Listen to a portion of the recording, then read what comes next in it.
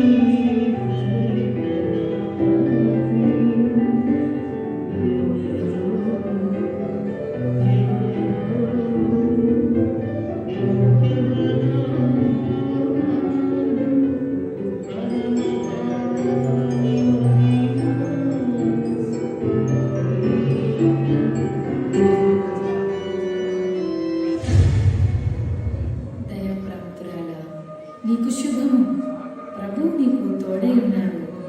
మరియా, భయపడకుము, నీవు దేవుని వలన కృప పొందితివి. ఇదిగో నీవు గర్భము ధరించి కుమారుని కని ఆయనకు యేసు అని పేరు పెట్టుదువు. ఆయన గొప్పవాడై సర్వోన్నతుని కుమారుడనబడును. నేను పురుషుని ఎరుగని దానని, ఇది ఎలాగూ జరుగును?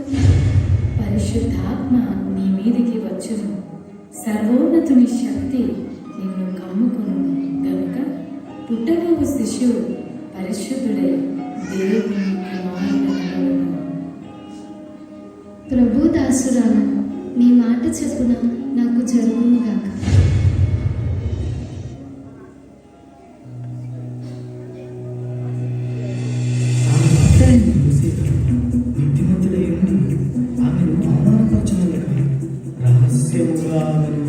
ఉద్దేశించి అతడు ఈ సంగతులను గురించి ఆలోచన చేయుచుండగా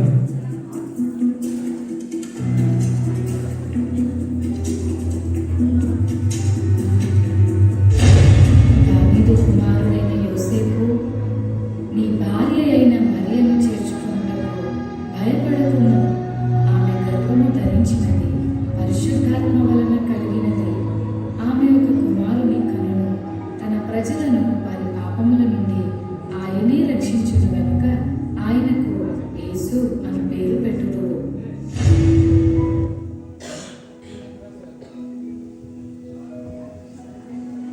ఇది కలయా లేక నిజమా?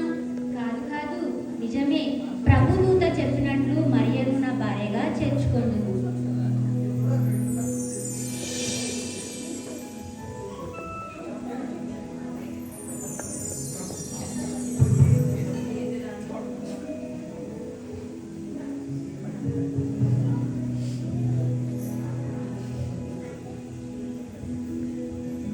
మరియా, మరియా, క్షమించు మరియా. రాత్రి స్వప్నమందు దేవదూత వచ్చి అన్ని వివరంగా చెప్పి ఉన్నది. రా వెళ్దాం.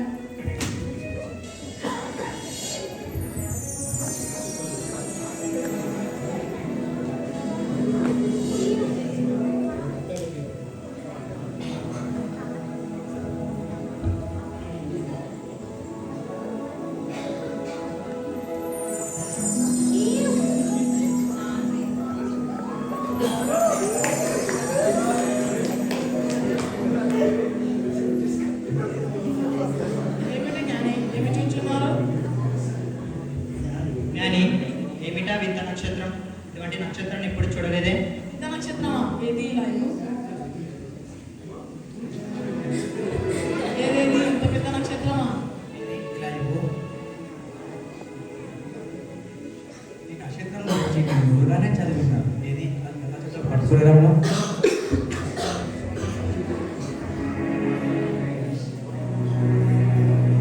ఈ నక్షత్రం గురించి ముందుగానే ఆలోచించినాను. దావీదు వంశంలో రాజుగా పుట్టినని రాసి ఉన్నది. అయితే పదండి, మనం ఆ యూదా దేశంలోకి వెళ్దాం. అంత గొప్ప రాజు అంటున్నారు కదా, కృత చెంత వెళ్ళడం ఎలా? నా మటుకు బంగారం సమర్పించేదాన్ని. నా మట్టుకు గోళాలను సమర్పించను. సామ్రాణి సమర్పించండి. అయితే పదండి, యూదా దేశంలోకి వెళ్దాం. కానీ మనం ఆ దారిని కనుక్కోవడం ఎలా? ఏముంది, ఆ చుక్కను వెంబడిస్తే అయితే పదండి వెళ్దాం.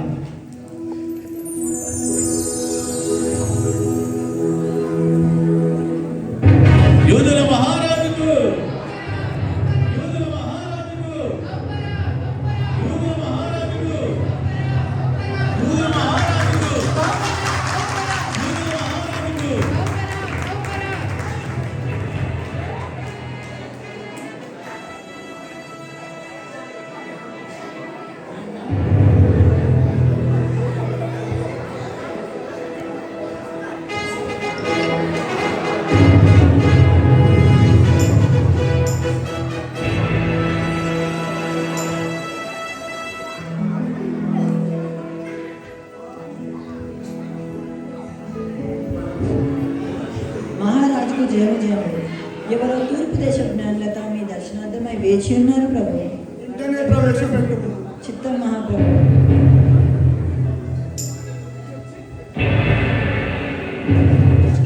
జయము. జ్ఞానులారా, మీ రాకకు కారణమేమి? యూదులకు రాజుగా పుట్టినవాడు. తూర్పు దిక్కున మేము ఆయన క్షేత్రం చూచి వచ్చింది. మేము ఆయనను పూజింప సంభవం! ఏమి ఏమేమి ఈ సామ్రాజ్యానికి ఎవరు రాజునై ఉండగా మరో రాజు జన్మించుటయా?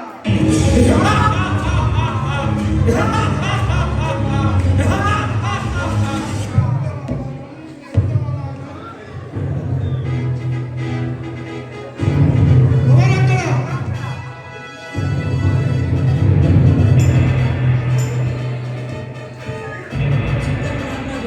ప్రదేశం శాస్త్రాలు ప్రజల యాజకులను వెంటనే ప్రవేశపెట్టుము.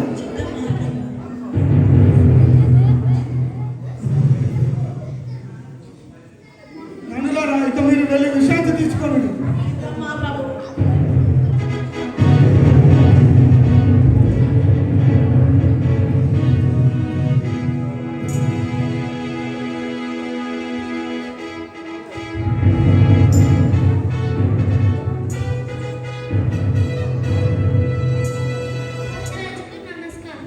శాస్త్రులారా, ప్రజల యాజకులారా, లేఖనం ప్రకారం క్రీస్తు ఎక్కడ జన్మించినాడో మాకు వివరముగా తెలుపు.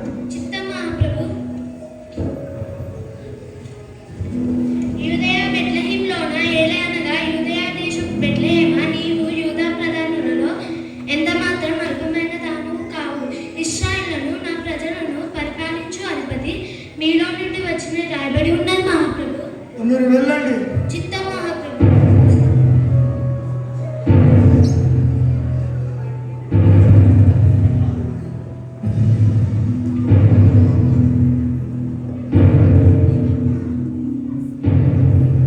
ఎవరక్కడ?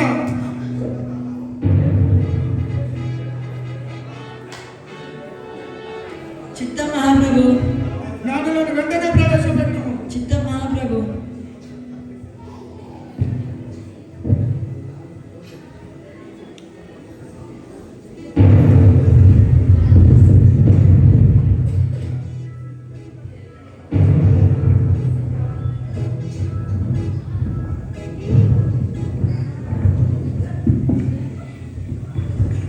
రాజుగారికి నమస్కారములు. జ్ఞానులారా, మీరు ఆ శిశువు విషయమై జాగ్రత్తగా విచారించి మీరును తెలుసుకొనగానే మేమును వచ్చి పూజింపినట్లుగా నాకు వర్తమానము తేండి. చిత్తం మహాప్రభు. నాబలెక్కలు వచ్చెదరు రెండో చిన్నన్న మీరంత సంఖ్యలో రాయురాయి.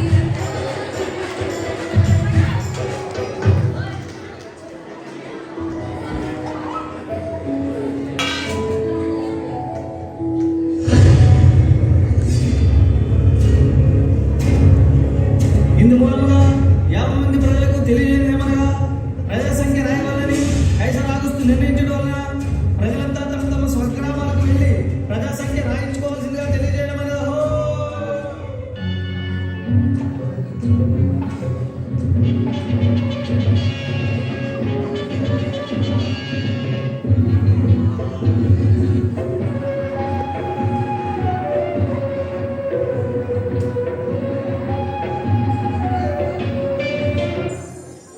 రాజుగారి ఆజ్ఞ వచ్చింది కనుక ఆ సంఖ్యలో తమ తమ పేర్లను నమోదు చేసుకొనుటకు తమ తమ పట్టణములకు వెళ్ళిరి. దావీదు వంశంలో పుట్టినవాడై ఉన్న యోసేపు జనాభా లెక్కల్లో తమ పేర్లను నమోదు చేసుకొనుటకు గలిలయలోని నజరేతు నుండి బెత్లెహేమునకు వెళ్ళిరి.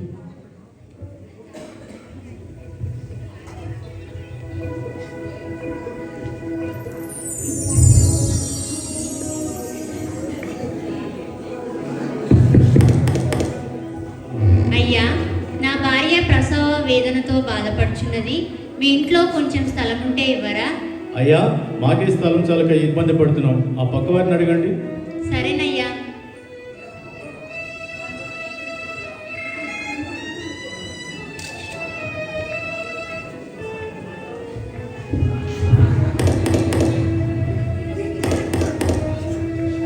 ఎవరది? అయ్యా, నా భార్య ప్రసవ వేదనతో బాధపడుచున్నది. మీ ఇంట్లో కొంచెం స్థలం ఉంటే ఇవ్వరా? అయ్యా మాకే స్థలం చాలా ఇబ్బంది పడుతున్నాం, పిల్ల జరగాలి గప్పటి సంతానం, మాకే ఇబ్బంది పడుతున్నాం, పక్కవారిని అడగండి. సరేనయ్యా.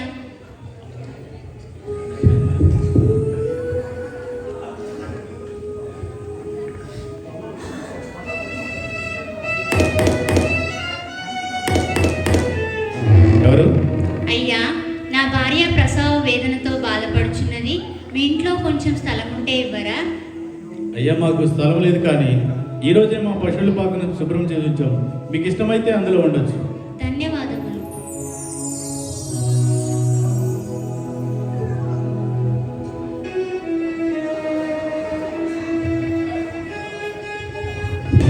ఆ దేశంలో కొందరు గొర్రెల కాపరులు పొలంలో ఉండి రాత్రి వేళ తమ మందను కాచుకొనుచుండగా, ఈసారి చెప్పేస్తుందా? ఈసారికి గొర్రెలకు చెప్తే ఏంట్రా మళ్ళీ ఈరేసా? ఏం చెప్పను రా మళ్ళేసా? ఈసారికి మనల్ని కాసుకోవడం పెద్ద బాధగా ఉంటే గొర్రెలు కూడా కాయాలేంట్రా? భయపడకుడి, ఇదిగో ప్రజలందరికీ కలుగబో మహా సంతోషకరమైన సువర్తమానము నేను మీకు తెలియజేయుచున్నాను. దావీదు పట్టణమందు నేడు రక్షకుడు మీ కొరకు పుట్టి ఉన్నాడు. ఈయన ప్రభువైన క్రీస్తు. దానికిదే మీ కానివాడు. ఒక శిశువు పొత్తి గుడ్డలతో చుట్టబడి ఒక తొట్టిలో పండుకొని ఉండుట మీరు చూచెదరు.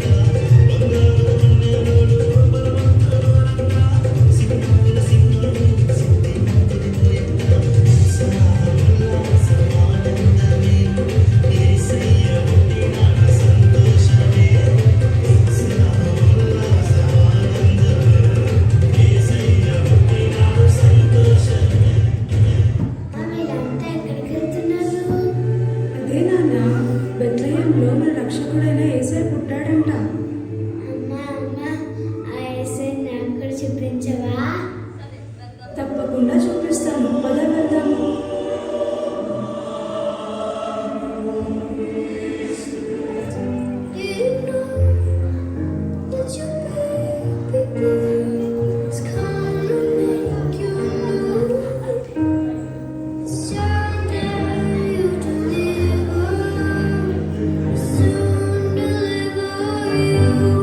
చూశారు కదా మిత్రులారా, చీకటి లోకంలో పాపమనే బంధకాలతో అపవాది చేతుల్లో బందీలుగా ఉన్న ప్రతి మానవుని రక్షించుటకు దేవాది దేవుడు ఈ లోకానికి ఎన్నో గ్రహాలు, ఖండాలు, దేశాలు దాటుకుంటూ పాపంలో కూరుకుపోయిన నిన్ను రక్షించడానికి తన ఏకైక ప్రియ కుమారుడైన యేసయ్యను మానవునిగా ఈ భూమిపై నీ కొరకు పంపాడు.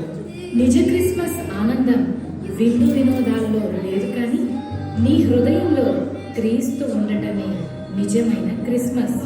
ఈ నిజ క్రిస్మస్ ఆనందం నీవు కూడా పొందుకోవాలని ఈ మా చిన్ని ప్రయత్నం.